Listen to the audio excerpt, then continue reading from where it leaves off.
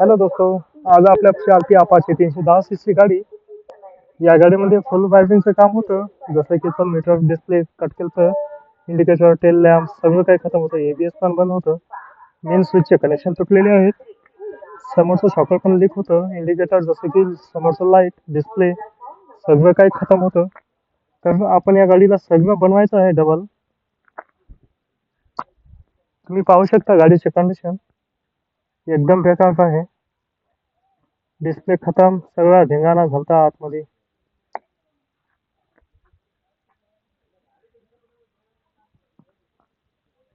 Coolant पण नव्हतं, engine oil पण चेंज करायचं होतं. तुम्ही पाहू शकता की मीटरचे कनेक्शन कसे तुटलेले आहेत सगळे. आपण टेपिंग केली, यानंतर डिस्प्ले तर चालू झाला, पण नंतर एबीएसचा थोडासा इश्यू होता, ते पण क्लीन केला आपण.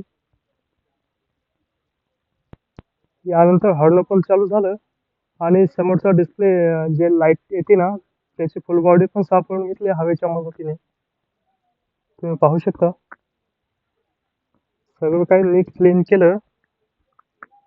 आणि जे मेन प्रोजेक्टर आहेत थोडंसं डॅमेज आहेत. ते गाडी 1 वर्षापासून बंद होती, त्यामुळं हा झालेला आहे बघा. सगळं काय मेन समोरच्या प्रोजेक्टर लॅम्पचे असेंब्ली जे फाउंडेशन असते त्याला पण हवेच्या मदतीने क्लीन करून घेतलं.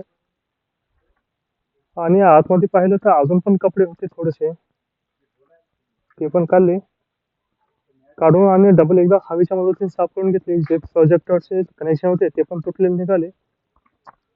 तर तुम्ही पाहू शकता गाडीची आताची कंडिशन काय आहे. आम्ही जे कनेक्शन दिले त्यानंतर तर सर्व काही चालू झालं. तुम्ही पाहू शकता की गाडी चालू ऍक्टिव्ह झालेली आहे. त्यानंतर गाडी चालू झाल्यानंतर आम्ही फुल बॉडी टेस्टिंग केली आणि गाडी आता टाकायची ती वॉशिंगला. गाडी तर चालू झालेली आहे. गाडी टाकली वॉशिंगला आता, आणि गाडी वॉशिंग झाल्यानंतर आम्ही एक वेळ चालून पाहिली. गाडी सगळी ओके आहे. तर दोस्तो, कसा वाटला व्हिडिओ हे नक्की सांगा. गाडीची कंडिशन कशी वाटली नक्की कळवा आम्हाला.